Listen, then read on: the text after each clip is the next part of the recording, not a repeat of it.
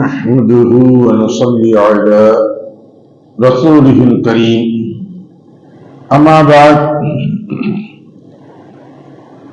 عن أنس رضي الله تعالى عنه قال كان رسول الله صلى الله عليه وسلم يتنفس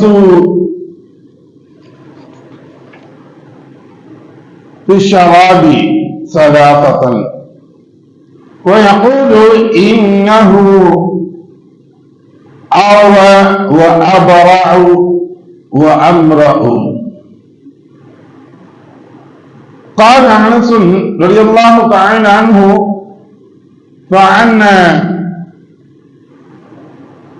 أتنفس في الشراب ثلاثا أو قال النبي صلى الله عليه وسلم صدق رسول من كريم.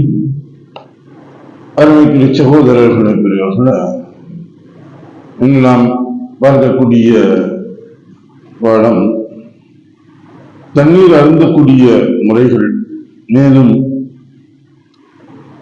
எஞ்சிய உணவு ஒழுக்க முறைகளை பற்றி பார்க்க இருக்கின்றோம். நேற்று நாம் பார்த்த விஷயங்களில் உணவு அருந்தும் பொழுது எவ்வாறு அருந்த வேண்டும் என்பதாக பார்த்தோம். தண்ணீர் குடிக்கக்கூடிய சமயங்களில்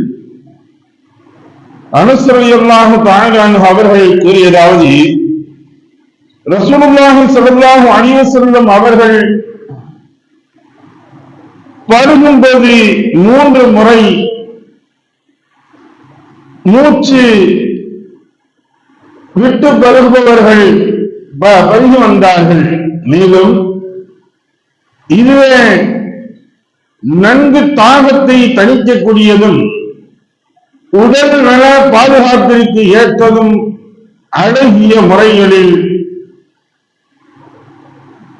செரிக்க செய்யக்கூடியதும் ஆகும் என்று கூறினார்கள். ஆகவேதான் நானும் பருகும்போது 3 முறை மூச்சை விட்டு பருகி வருகிறேன் என்பதாக இப்னு அப்பாஸ் ரலியல்லாஹு தஆலா அன்ஹு அவர்கள் சொன்னார்கள். தண்ணீரை அருந்தக்கூடிய சமயங்களில் தமது மூச்சுக்களை வெளியே விட வேண்டும். தண்ணீரை அந்த பருகக்கூடிய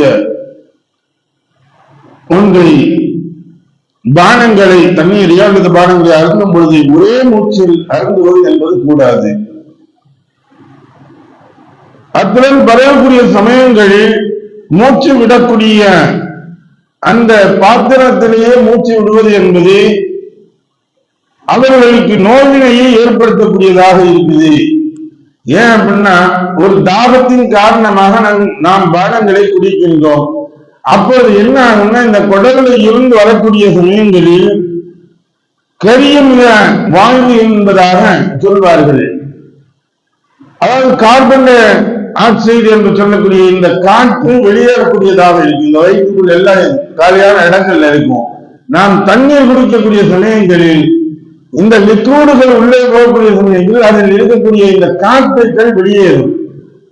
இந்த காற்றுகள் வெளியேறக்கூடிய சமயங்களில் அதிலேயே நாம் மூச்சுக்களை விடும் பொழுது இந்த கார்பன் டை ஆக்சைடு என்று சொல்லக்கூடிய இந்த கரியண வாயுடைய காற்றுகள் உள்ள வந்து நாம் பரவக்கூடிய அந்த லிக்விடுடைய ஐட்டங்களே இருக்கும் பொழுது சேர்ந்து விட்டு மீண்டும் நாம் பரவக்கூடிய சமயங்களில் நம்மளுக்கு பல்வேறு விதமான வியாதிகளை ஏற்படுத்தும், நோய்களை உண்டாக்கும் என்பதாக இது மருத்துவர்களும் சொல்லக்கூடிய ஒன்றாக இருக்குது.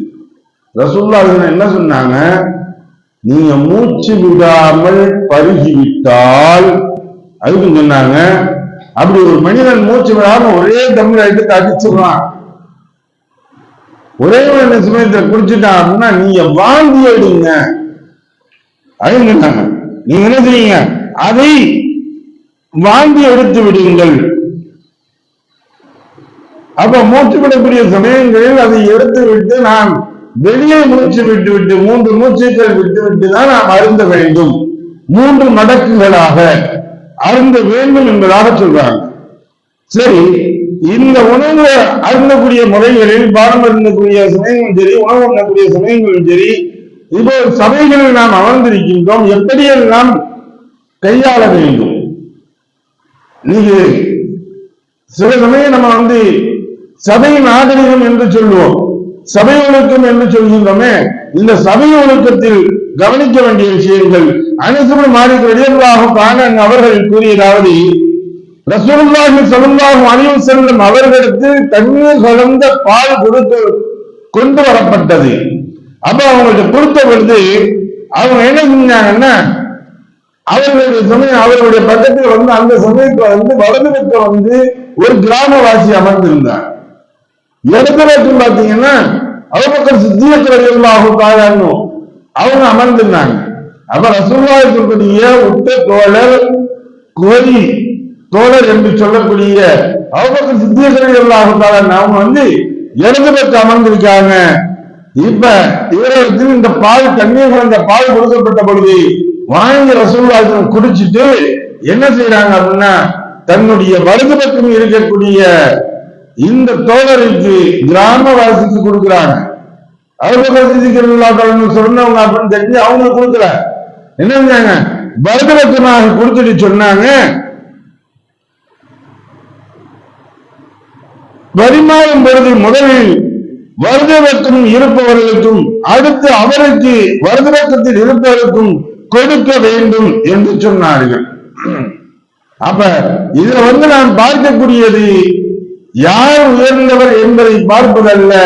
ஒரு சபையிலிருந்து ஆரம்பிக்கின்றோம் என்றால் ஒன்றை கொடுக்கக்கூடிய சமயத்துல என்ன செய்யணும், வலது பக்கமாக இருந்தால் கொடுத்துட்டு வரணும். இடது பக்கமாக இருந்து கொடுக்கக்கூடியது ஷைத்தானுடைய செயலாக இருக்குது. தனக்கு இஷ்டப்பட்டவங்களுக்கு தானே இவங்க இங்க உட்கார்ந்துருக்காங்க, இவங்க விஐபி அவங்க பிபிஐபி அப்படின்லாம் பார்க்க கூடாது. எந்த பக்கம் நம்மளுடைய வலது பக்கம் இருக்கின்றதோ அந்த பக்கம் இருந்துதான் கொடுக்க ஆரம்பிக்க வேண்டும் என்பதாக ரசூலுல்லாஹி ஸல்லல்லாஹு அலைஹி வஸல்லம் சொல்லி தருவாங்க. இன்னும் ரசூலுல்லாஹி ஸல்லல்லாஹு அலைஹி வஸல்லம் அவங்க சொன்னாங்க, உங்களில் ஒருவர் உணவு உண்டால் அவர் தமது கையை தானே உறிஞ்சாமல் அல்லது மனைவி போன்றவரிடம் உறிஞ்ச தராமல் அதை அவர் துடைத்துக் கொள்ள வேண்டாம் என்பதாக ரசூலுல்லாஹி சொன்னதாக இப்னு அப்பாஸ் ரலியல்லாஹு தஆலா அவங்க சொல்றாங்க. அப்ப சாப்பிடக்கூடிய சமயங்களும் சரி, சாப்பிட்டு விட்டு நாம் எழக்கூடிய சமயங்களில் நல்ல முறைகளில் கைகளை உறிஞ்சி உண்ண வேண்டும். அதுபோன்று நாம் ஒன்று சாப்பிடக்கூடிய சமயங்களில் இந்த கையில இருந்து வரக்கூடிய இந்த விரல்கள் இருக்கின்றது, விரல்களில் இருந்து ஜீவன சக்தியை உருவாக்கக்கூடிய நீரை அல்லாஹு தஆலா சுரக்க வைக்கின்றான். ஒவ்வொரு நபர்களுடைய விரல்களிலும் சரி, இந்த விரல் பகுதியை விட்டுவிட்டு இந்த உள்ளங்கை இருக்கின்றதே அஜீரண சக்தியை உண்டாக்கக்கூடிய நீரை அல்லாஹு தஆலா சுரக்க வைக்கின்றான். அதுதான் சொன்னோம், நாம் சாப்பிடக்கூடிய சமயங்களில் விரல்களால் 3 விரல்களால் குறைந்தது சாப்பிட வேண்டும். இல்லை என்றால் இந்த 5 விரல்களை கொண்டு சாப்பிட வேண்டும்.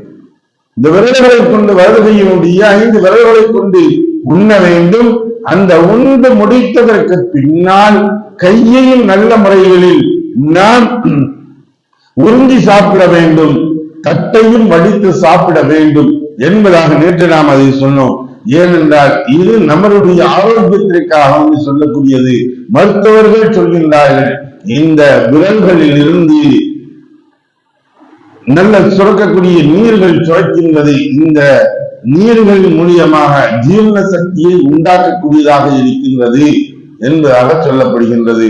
எதை படித்தமோ எதை கேட்டமோ அதை விரைந்து நடக்கக்கூடிய நன்மக்களாக வல்லல்லாஹு ஆக்கி அருள்வானாக.